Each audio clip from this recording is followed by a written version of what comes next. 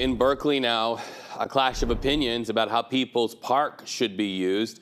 The university wants student housing. Activists want the park unchanged and accessible to all. So today you can expect to see hundreds of police officers and protesters as those fences go up. So to those of you waking up in Berkeley, listen up. This is going to be a big headline where you live and could cause some traffic issues all around People's Park. And that's where we find Shawn Chitnis. He is live in Berkeley. Shawn, you're seeing already police in riot gear. Get us up to speed on both sides of this issue and each side's why, so to speak.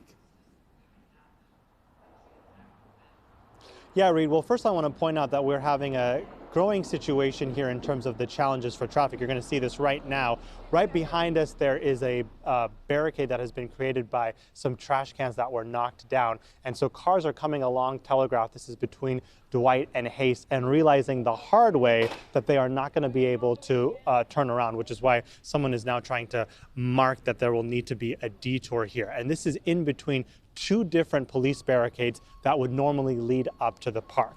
Now let's show you what was happening overnight and earlier this morning. That's where we could see trees being cut down. Part of the reason why protesters came out here, still so frustrated with what is happening here.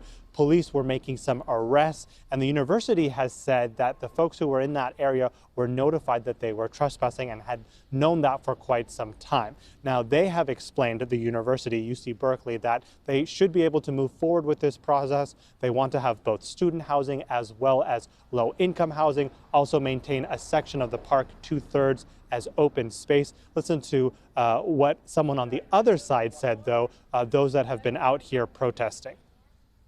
It's quite clear that the university, although they deny it, they have alternatives. They've given us a false choice of we can either have student housing, which we all want them to build more of, or we can have a park.